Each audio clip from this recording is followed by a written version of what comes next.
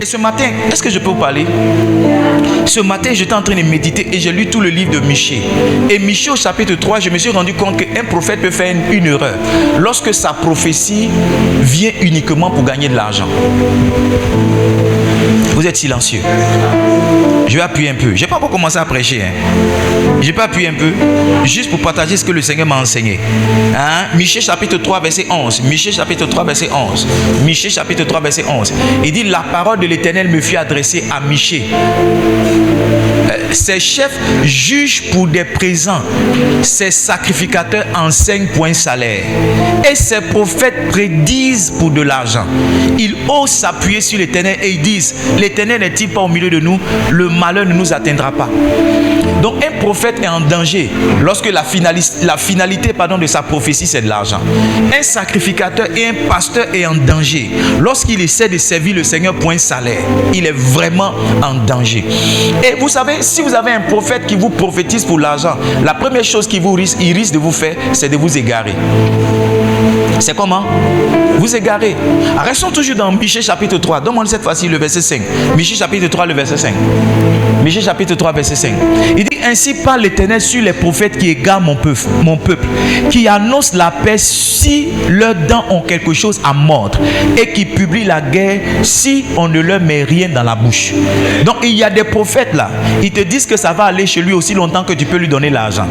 Et il te dit que tu vas mourir aussi longtemps que tu ne lui as rien donné. Donc ce qui te prophétise est condition de ce que tu mets dans sa bouche ou de ce que tu mets sous ta dent. Yes. Un prophète comme ça, il peut t'égarer. Quel est le deuxième risque si tu as un prophète comme ça? Malheureusement, quelqu'un qui prophétise comme ça, il va éteindre son ministère prophétique. Donc c'est dans l'intérêt du prophète lui-même de s'assurer de prophétiser la vérité. Parce qu'il peut gagner de l'argent s'il est dans la fausseté. Mais au bout d'un certain temps, la grâce de Dieu avec laquelle il parle va finir par s'éteindre. Donc quand je veux dire la vérité, c'est pas pour éblouir les gens. C'est parce que je suis conscient que Dieu ne me maintiendra dans mon appel et dans ma vision et dans mon ministère que si je prophétise ce qui est vrai. Michée chapitre 3, donne-moi le verset 6 pour qu'on regarde ensemble. Michée chapitre 3, le verset 6. Il dit, à cause de cela, vous aurez la nuit. Il parle des prophètes et plus de vision. Donc un prophète qui prophétise pour l'argent, arrivé un moment, il n'a plus de vision. Arrivé un moment, c'est les ténèbres dans son ministère. Il dit, vous aurez les ténèbres justement. Il dit, et plus d'oracles. Donc arrivé un moment, Dieu ne te mettra plus des paroles dans la bouche pour que tu annonces aux gens. Il dit, le soleil se couchera sur ses prophètes et le jour s'obscurera sur eux.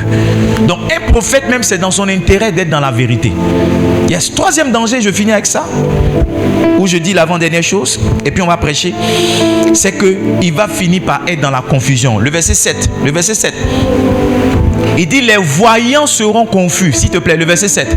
Michée chapitre 3, le verset 7. Il dit, les voyants seront confus, les prophètes seront confus, les devins rougiront, tous se couvriront la barbe, car Dieu ne répondra pas. Donc, arrivé un moment, quand tu es un prophète qui est dans le faux, arrivé un moment, Dieu va se retirer de toi. Et ça sera la confusion, ça sera la finalité de ton ministère. Est-ce que je peux vous dire la vérité?